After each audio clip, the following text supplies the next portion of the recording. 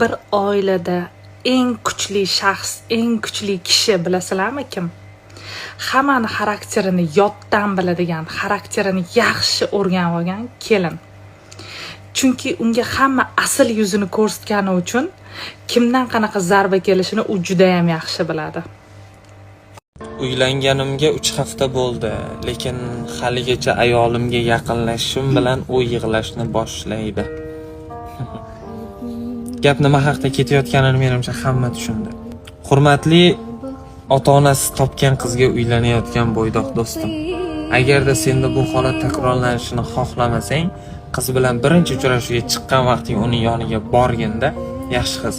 Agarda ko'nglingda birontasi bo'la turib menga majburlikdan turmushga chiqayotgan bo'lsang, o'zimga to'g'risini ayt. Men uydagilarga boshqa bahona topib to'yni to'xtataman deb bir martaga so'rab qo'y. Chunki sevgisiz nikoh juda ham yomon narsa. Bu narsani o'zi sevmagan insoni bilan majburlikdan yashab yurgan qizlar juda yaxshi tushunadi. Hech qachon to'ydan keyin unutib yuboradi dema. Haqiqiy sevgi hech qachon unutilmaydi. Bor yo'qshi. Yigitim bilan urushib qolsa, peripiskani o'chirib blokka tiqaveradi. Nima qilsa bo'ladi? Yaxshi ko'raman uni. Oy papugim, story yozdingizmi? Yigitizmi u? Qizingizmi ishqilib? Anaqa yigitizmi?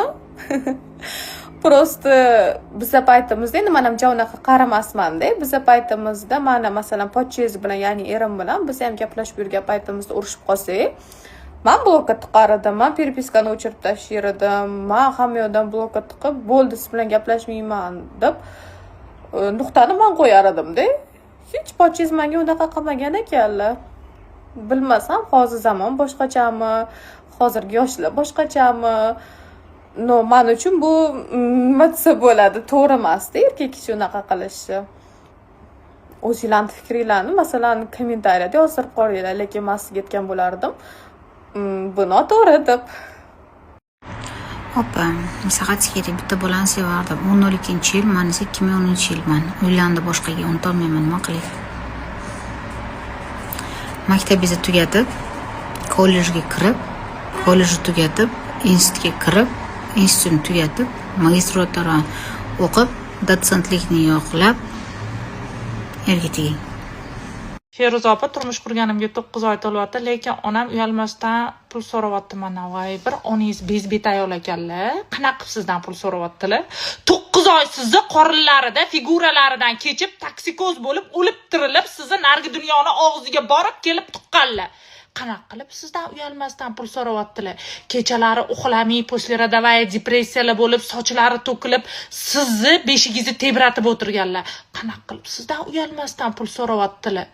Yemiy yedirganlar, kiymiy kiydirganlar, bolam deganlar, hamma narsadan kechib sizni deganlar. Qanaqa qilib sizdan uyalmay pul so'rayaptilar? Sizni dunyoga keltirib qo'yganlarni o'zi yetadi sizdan pul so'rashlariga. Qanaqa detskiy travmalar berganlar, nima qilganlar men bilmadim-ku, ona deb qo'yibdi. O'zimni onam pul so'rayapti deb menga yozgani uyaling. Iltimos, bunaqa narsalarga chidolmayman.